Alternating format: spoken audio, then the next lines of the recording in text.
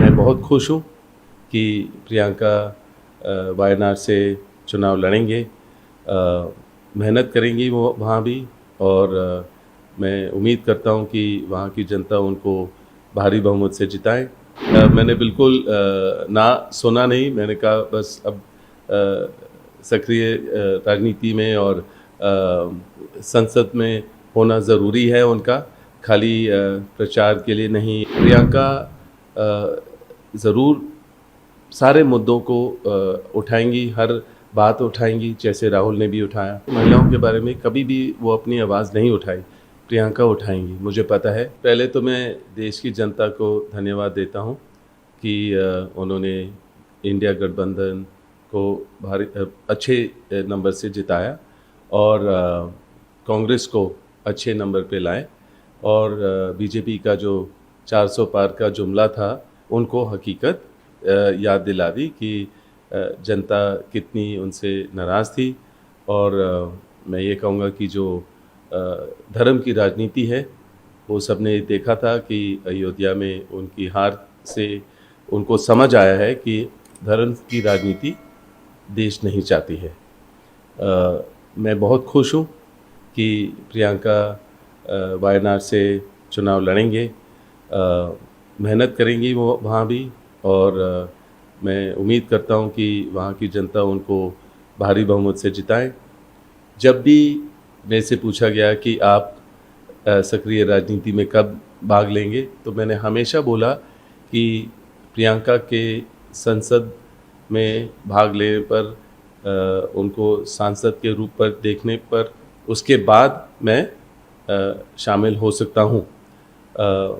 पर इस बारी जब जो डिसीजंस बन रहे थे तो उसमें मैंने ज़रूर ज़्यादा मैंने बोला इस बारी कि नहीं, मैंने बिल्कुल ना सुना नहीं, मैंने कहा बस अब सक्रिय राजनीति में और संसद में होना ज़रूरी है उनका, खाली प्रचार के लिए नहीं, और खाली जो वो इतनी मेहनत करते हैं। तो मैं चाह रहा था कि वो जो उनके महिलाओं के नारे वो लगाते हैं कि मैं लड़की हूँ, लड़ सकती हूँ, या अलग अलग जो मेहनत करते हैं वो बड़े पैमाने पर और पार्लियामेंट में होने पर वो अपने काम और अच्छी कर पाएंगी, देश की सेवा और तरीके से कर पाएंगी। सर, आपको लगता है कि जो प्रियंका गांधी बार बार जो है कांग्रेस के लोग कहते थे कि इलेक्टोरल पॉलिटिक्स में आए, पार्लियामेंट में आए, तो पार्लियामेंट के अंदर जब वो जाएंगी तो और आपका कहना है कि वुमेन इश्यूज और ज़्यादा मुखर तौर पे अच्छी तरीके से उठेंगे, आवाज़ उनकी और पहुंच पाएगी? देखिए, मुझे पता है कि मेरे परिवार अपने पुरखों से, दादी से और अपने पिताजी से और सोनिया जी से कितनी सीखे हैं, और राहुल ने भी सीखा है। और उनको पार्लियामेंट में होने पर, संसद में होने पर, जो भी देश के मुद्दे हैं जो बीजेपी ज़िक्र नहीं करती हैं उनकी, जो हमारे किसान हैं या बेरोज़गारी हैं या महिला की सुरक्षा और जो जो महंगाई बढ़ी है, उसके बारे में ज़्यादा ज़िक्र नहीं होती है। और हम ये देखते हैं कि जो भी वो करते हैं, ज़रूर खाली 2-3 उद्योगपति हैं उनके पास, बीजेपी उनको सारा दे देती है, चाहे बंदरगाह हो या रोड हो या जो भी करना चाहेंगे उनके द्वारा ही अपने काम करते हैं। पर मैं कहूँगा कि प्रियंका ज़रूर सारे मुद्दों को उठाएंगी, हर बात उठाएंगी, जैसे राहुल ने भी उठाया। और मैं हालांकि बोलूँगा कि जैसे अगर बीजेपी के जो सांसद बने हैं, जो